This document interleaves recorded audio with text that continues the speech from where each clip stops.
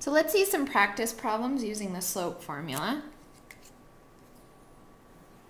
So we're going to be given 2 points. We'll call it the first point x1, y1, and the second point x2, y2. The slope of the two lines connecting the points is given by the formula we talked about in the first video. y2 minus y1, the change in y, or the rise, over x2 minus x1, the change in x, or the run.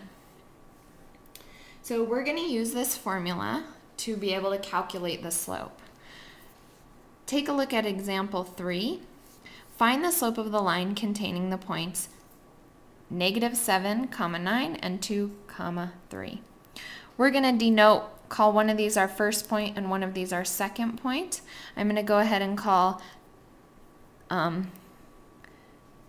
this one that's listed first the first point. So x1 is -7 and y1 is 9. And x2 is 2 and y2 is 3. Okay, so let's go ahead and plug into our formula. y2 was 3.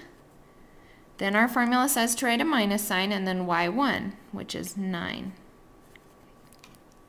Next, I have x2, which is 2. Then we have a minus sign, and then x1, which is -7. I'm going to put it in parentheses just so that I can distinguish between my minus sign and my negative. Right?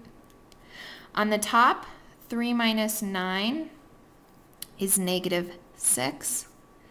On the bottom, when I take away a negative, it ends up changing to a positive, so I end up with 9 on the bottom.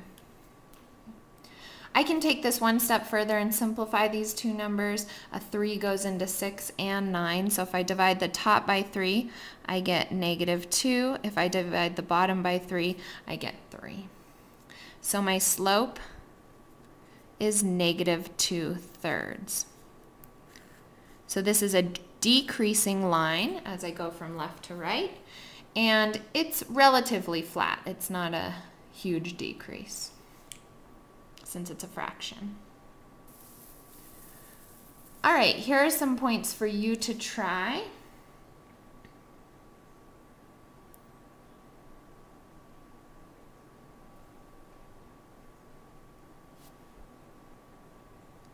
And I'll be back with the solutions in the next video.